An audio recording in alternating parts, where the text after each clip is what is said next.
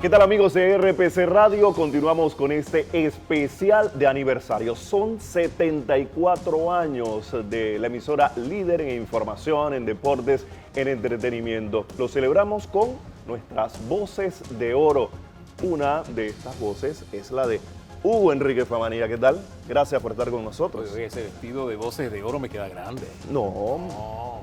Mire, por esta emisora han pasado gente como Arturo Rivera Escobar, esta era una voz de oro. Celiano Fonseca Aguilar. Victorio Sánchez. Hombre, ¿qué más? Estaba Lady Delgado.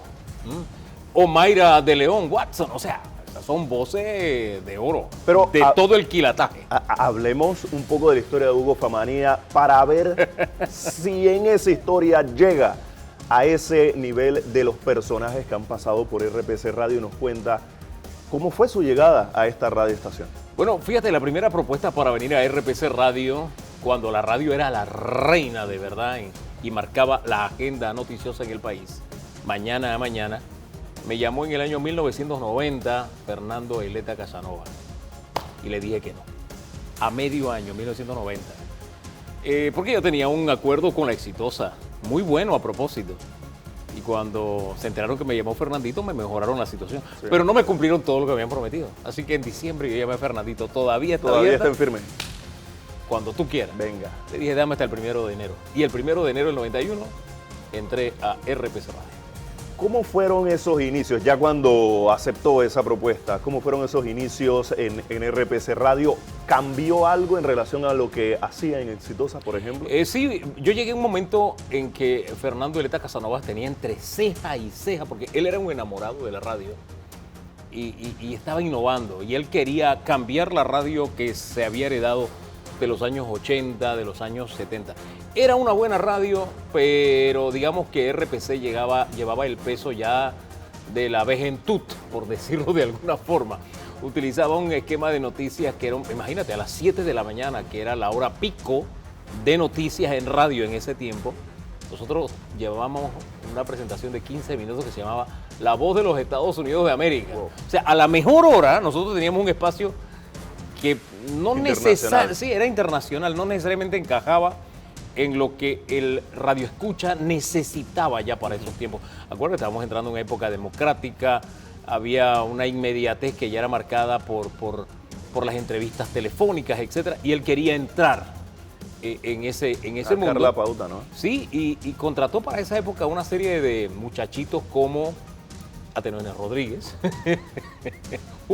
decirlo hoy. Pues sí, Julio Alfaro, no, sigue siendo pelado, ¿no? Hombre, estaba en ese equipo también Mara Rivera González, Adis Urieta, estaba en ese equipo, estaba también, déjame decir, a Pepe Cortés. Y con la experiencia de un Carlito Rosman, que era del equipo de planta, Lady Delgado, que también formaba parte del equipo de planta, estaba Celiano Fonseca Aguilar, estaba David Alfonso Medina Martínez, que se me había quedado también de equipo de planta, locutores de noticias. Entonces, él quería, tú sabes, traer jóvenes que fueran versátiles, que fueran periodistas, pero que a la vez fueran presentadores de noticias para hacer ese híbrido entre entrevistador y locutor. ¿Cómo fue? Y lo logró. ¿Cómo fue ese cambio profesional y personal con el ingreso a RPC Radio? Hombre, fueron momentos de crecimiento porque la exigencia era muy grande. Recordemos que en aquella época no había redes sociales. Tú te enterabas, la inmediatez la marcaba la radio. Y tal vez la experiencia más fuerte fue cuando se dio el terremoto de Bocas del Toro. Sí. Eso fue en 1991. Una tarde de abril, hubo un terremoto y pasamos prácticamente 48 horas ininterrumpidas. El único medio que lograba enlazar la zona de desastre con el resto del país era RPC Radio. La presidencia de la República nos llamaba para pedirnos la información a nosotros. Guillermo Endara era el presidente, me acuerdo muy bien. Y de alguna forma toda esa logística de auxilio y de información, no solo a Panamá, sino al mundo por el desastre. Eran 23 muertos, eran más de 7 grados en escala Richter de intensidad del terremoto. Se logró a través de RPC Radio y todo ese equipo que ya se había conformado, que ya estaba cimentado. Me acuerdo también que vino lo que fue la Guerra del Golfo. Imagínate, nosotros presentábamos microinformativos cada 15 minutos. O sea, cada cuarto de hora era tal el volumen de información que había que cada cuarto de hora estábamos informando, incluso los fines de semana. Incluso los fines de semana. Me acuerdo bien que un domingo yo no me sentía muy bien y yo grabé como 3 micros para que se repitieran. Cuando se repitió el primero, Fernandito se dio cuenta y llamó. Ey, esa noticia yo la escuché. Y tuve que regresar a hacer los micros en vivo, aunque me sintiera mal. Era una exigencia del momento profesional, pero valió la pena. Son 74 años de historia, Hugo. El acontecer nacional ha sido contado a través de RPC Radio. ¿Cuál de esos momentos en su vinculación con RPC Radio usted atesora? Bueno, yo atesoro muchos momentos, pero de RPC Radio yo albergo en mi corazón las transmisiones de béisbol. O sea, el béisbol para Chiriquí hubo una época que significaba prácticamente el todo. O sea, Chiriquí en su historia ha estado más ligado a Centroamérica, o estuvo por mucho tiempo más ligado a Centroamérica que a Panamá. Entonces, venir a Panamá, ganar un campeonato, escucharlo en las voces hombre, estos fenómenos de la narración, ¿no? Como el profesor Pití, por ejemplo, el profesor Euclides Quintero, en fin, toda esa gama de narradores de aquella época. Hombre, acuérdate que nuestro narrador y comentarista estrella, Eric Espino, era jugador de béisbol en aquellos tiempos.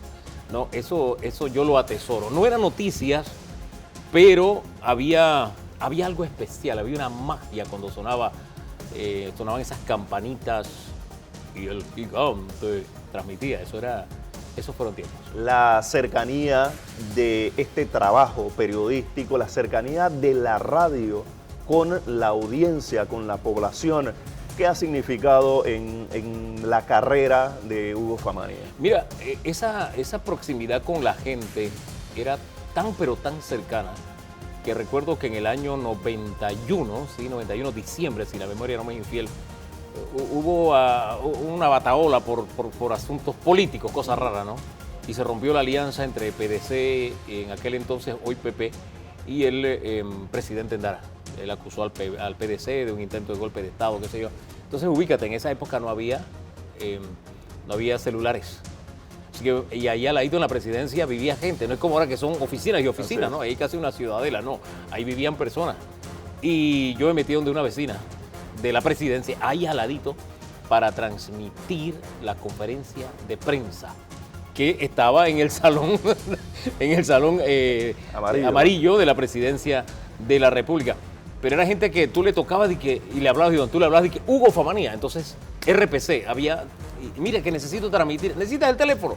La gente te prestaba el teléfono, que era, o sea, no te estoy hablando de celular, estoy hablando del teléfono fijo de la casa. Y lo extendían, lo metíamos por la ventana para transmitir una conferencia de prensa. Para que tú veas la proximidad y la cercanía que la gente tenía con RPC Radio en esos tiempos. Y forma parte también de la actualidad y de los trabajos que está haciendo en las últimas semanas a través de trabajos televisivos.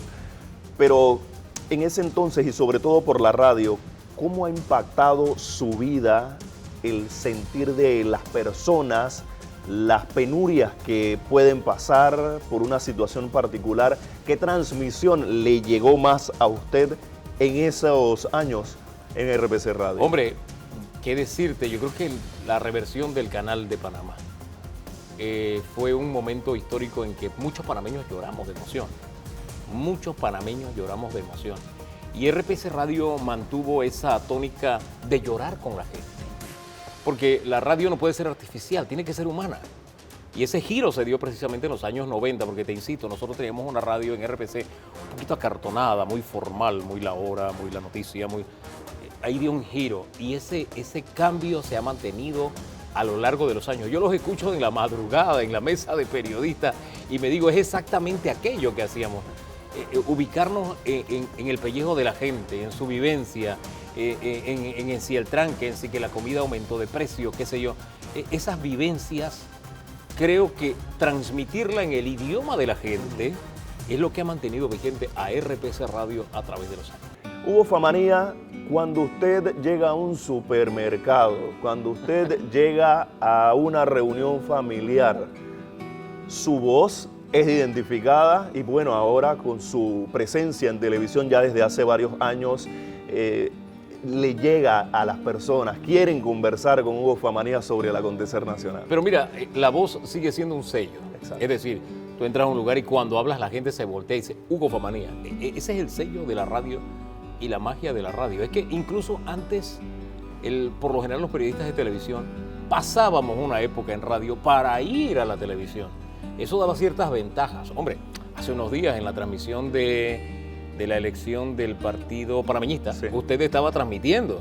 Y aquí en el estudio, mientras los escuchábamos a usted haciendo la transmisión, hacíamos esa reflexión, en su caso y en el de Linda Aparicio. ¿Por qué? Porque ustedes hacen en radio lo que, como le insisto, desde los años 90 comenzamos a hacer y que de alguna forma también se convirtió en el sello de la televisión. Es más, el salto a televisión fueron en estos términos. Queremos que hagas en la televisión lo que estás haciendo en la radio. Es decir, la radio lo hizo primero, lo hizo bien, impactó y después entonces vino la etapa de televisión y me tocó hacerlo precisamente con Álvaro Alvarado, que venía de RPC Radio, que de alguna forma es la universidad que ha graduado a tantas voces, a tantas figuras del medio informativo. Sí, en relación a lo que señala ya hacia futuro, la radio, con todo este desarrollo tecnológico, ¿cómo lo ves? Hombre, la radio seguirá vivita y coleando. Créeme que va a ser así. La experiencia nos lo dice. Cuando vino la televisión, muchos decían, la radio se murió. Y la radio está viva. Cuando llegó el internet, también. Cuando vino la televisión a colores, decían, ahora sí se murió. No, la radio siguió viva. Vino el internet, la radio se va a morir, la radio sigue viva.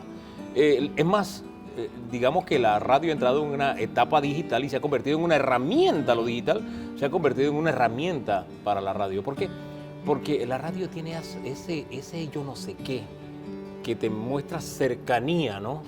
¿Qué es un podcast sino una forma de hacer radio? Entonces, te insisto, yo siento que la radio tiene presente y tiene futuro, siempre y cuando mantenga esa cercanía, esa proximidad, el sentir que a través de esta emisora hablo yo, o esos que están hablando por mí, me están dando voz a mí. Mientras se mantenga esa proximidad, la radio tiene asegurado su presente y su futuro, no solamente en entretenimiento, sino en materia informativa. A usted le consta como RPC Radio sigue siendo la brújula que guía en materia informativa al país. Usted formó parte de ese cambio, esa transformación de pasar de esa radio acartonada como la califican a ser más conversada. Hace unos años tuvimos la oportunidad de estar juntos en servicios informativos y esa transformación hacia lo que la población necesita y esa transformación hacia, como quien dice, la radio conversada, ¿no? Sí, porque mira, ese término de la radio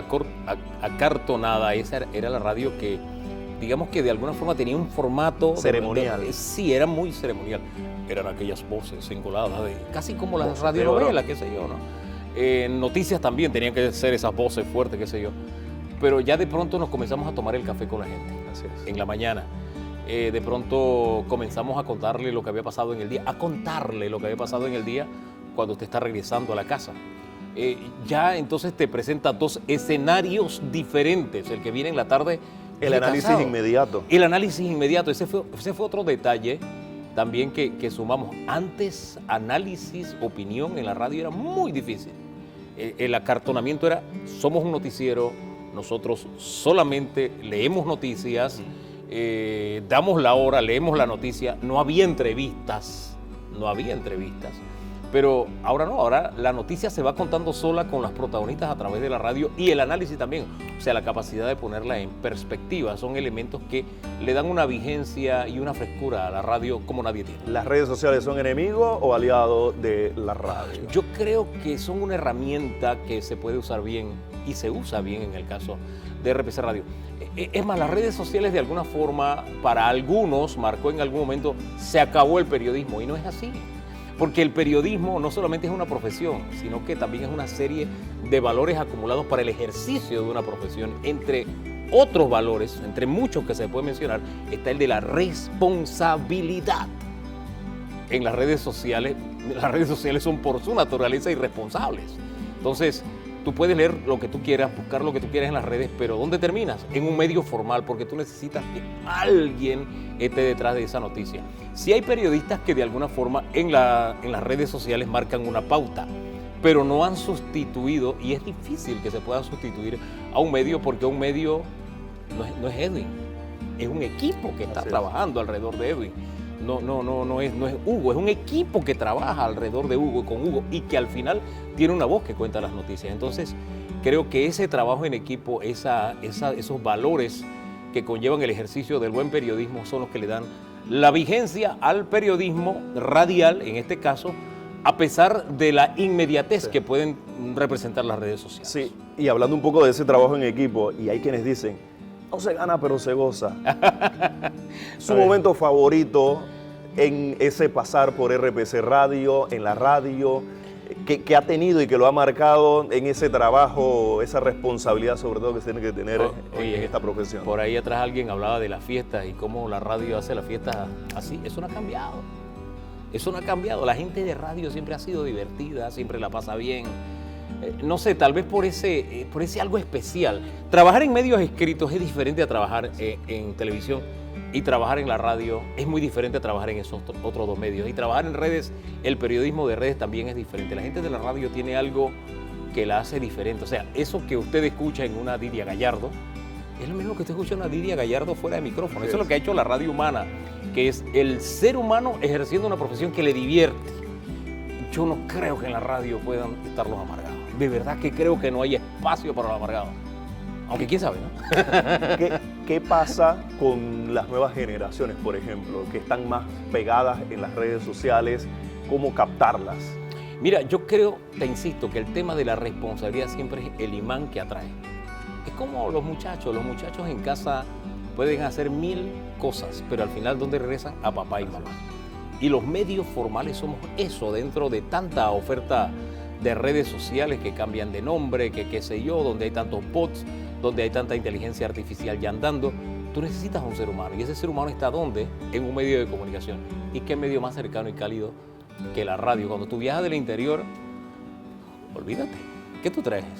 Radio. Mira, Meto. Mira, cuando hace unos días hicimos un reportaje del Surco a la Mesa, el caminero que viene escuchando. Radio, no hay de otra. Tú disfrutas, gozas, te ríes e incluso lloras con lo que te está contando el locutor. La familia Hugo, usted es abuelo ya. Sí. La familia, ¿cómo vive al Hugo Famanía profesional? ¿En qué momento? Hombre, todos han crecido viéndome como profesional. Tengo sobrinas que ejercen también la comunicación social y de alguna forma, pues, siguiendo los pasos. Tengo una sobrina muy querida, Yaritza, ella dice, tío, tú me inspiraste, ¿no? Mis hijas, porque tengo 5 hijas, un hijo nada más, tengo 5 nietas.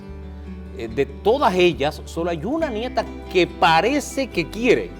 Pero tú sabes que una niña a los 13 años todavía no sabe lo que quiere realmente en la vida. O la gran mayoría no sabe lo que quiere en la vida. Ella sí apunta hacia allá y que quiere, pero quién sabe. Pues ya veremos qué pasa en el futuro. Sí, Hugo, finalmente, RPC Radio representa ¿qué para la población panameña? RPC Radio representa una historia que se escribe todos los días. No es solo por la historia que ha escrito y que ha contado, que ha narrado, sino porque cada día lo hace, lo sigue haciendo con profesionalismo, con calidad y sobre todo con calidez humana, que es lo que hace la gran diferencia. Así que son 74 años, pero ya están planificando los 75, escuché por ahí. Así es, la fiesta no para. Y yo dije, ¿para qué esperar los 75? Hagámoslo hoy.